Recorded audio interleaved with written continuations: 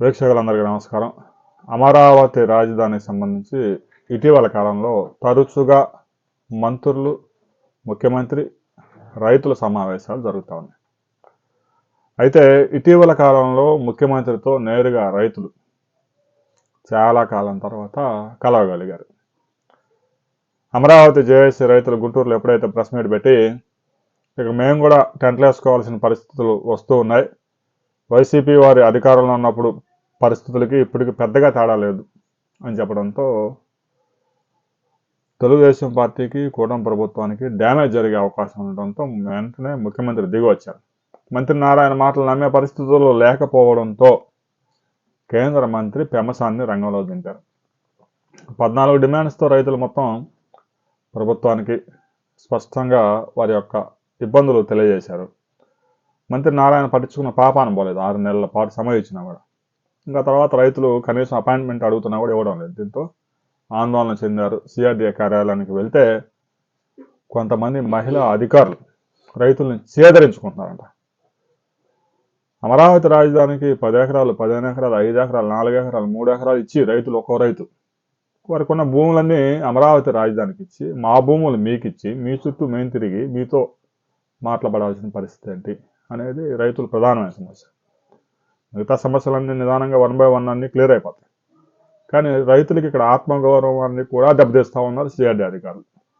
సరైన సమాధానం రావడం లేదు. అదే చెప్పారు, అదే విషయాన్ని స్పష్టంగా చెప్పారు. మనం గతంలో ఏదైతే వీడియోలో చెప్పుకున్నామో, ప్రభుత్వానికి రైతులకి మధ్యలో కోఆర్డినేషన్ సరిలేదు. కొందరు అధికారులు కావాలనే రైతుల్ని చేదరించుకుంటూ ఉన్నారు. గత ప్రభుత్వం నుంచి వచ్చిన వారసత్వాన్ని వదులుకోవడం లేదు.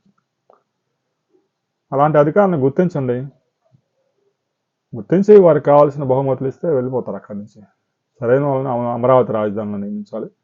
ఇక అమరావతి రాజధానికి సంబంధించి 2019లో ఏర్పడిన జేఏసీలు, రకరకాల జేఏసీలు ఉన్నాయి, చాలా జేఏసీలు.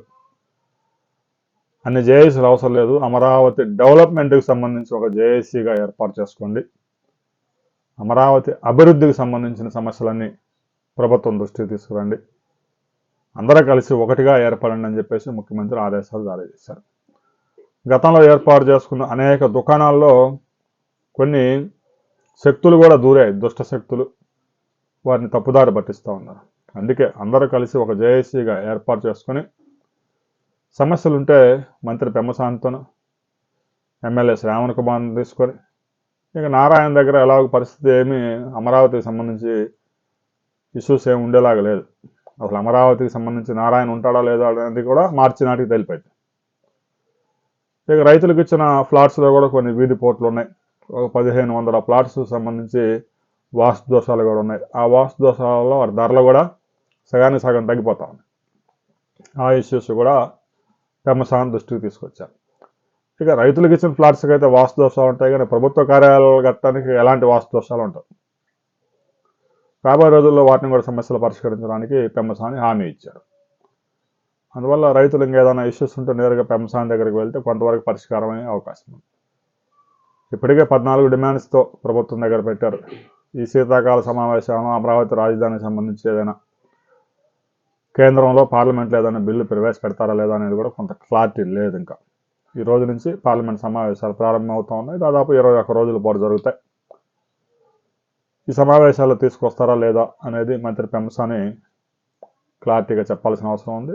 కేంద్ర హోంమంత్రికి ఇప్పటికే దీని మీద ఇష్యూ చర్చించాం, కానీ ఇలాంటి బిల్లు నా జీవితంలో చూడలేదు.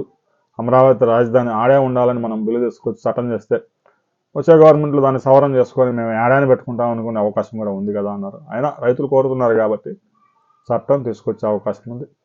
ఇక 96 జేఏసీలకి కాలం చెల్లిపోయింది. ఒకే జేఏసీ ఉంటుంది, అభివృద్ధి అనే జేఏసీ. అమరావతి రాజధాని రైతులు ఉమ్మడిగా, సింగిల్గా ఇష్యూస్ కాకుండా ఉమ్మడిగా ఏదైతే సమస్యలు ఉన్నాయో వాటిని ముందుగా పరిష్కరించుకోండి. న్యాయ వివాదాల్లో ఉన్న దాదాపు ఒక 2000 ఫ్లాట్స్ వరకు ఉన్నాయి, కోర్ట్స్లో ఉన్నాయి, అన్నదమ్ముల మధ్య ఆస్తుల వివాదాలు ఉన్నాయి. అవి కొంచెం టైం తీసుకుంటుంది. కోర్టుల నుంచి తీర్పు రాకుండా ఎలాంటి నిర్ణయం తీసుకోవడానికి వీల్లేదు. 1000 కోట్లు ఖర్చు పెట్టి, 1,00,000 కోట్లు ఖర్చు పెట్టి అమరావతి రాజధాని నిర్మిస్తూ ఉన్న సీడీ యాక్సెస్ రోడ్లో ఇంకా కొంతమంది రైతులు భూములు ఇవ్వలేదు. మరి ఆ భూములు గుంజుకోవడానికి ప్రభుత్వం లీగల్ యాక్షన్ తీసుకోవాల్సి ఉంటుంది. అదంతా నిదానంగా జరుగుతుంది. అందుకే సీడీ యాక్సెస్ రోడ్డు కూడా కొన్ని చోట్ల ఇంకా బొక్కలే ఉన్నాయి. జాతీయ రహదారిని కలపడానికి చాలా సమస్యలు ఉన్నాయి. ఒక రైతు నేను భూమిని ఇవ్వనని కోర్టుకు వెళ్తే ఆ కోర్టులో పరిష్కారం వచ్చేసరికి 2 సంవత్సరాలు పట్టింది. మరి ఆ 2 సంవత్సరాలు రైతులు భూమిలో దిగటానికే వెళ్ళలేదు. ఇన్ని సమస్యలు ఉన్నప్పుడు అమరావతి రాజధాని రైతులు ఉమ్మడి సమస్యలు ముందుగా పరిష్కారం చేసుకొని పర్సనల్ ఇష్యూస్ నిదానంగా సిఆర్డీ కార్యాలయం చుట్టూ తిరగాల్సిందే, తప్పదు. రాబోయే రోజుల్లో అమరావతి రాజధానికి సంబంధించి ఒక కీలక అప్డేట్ రాబోతా ఉంది. ఆ తర్వాత మరిన్ని వివరాలతో మరో వీడియోలో మనం కలుసుకుందాం.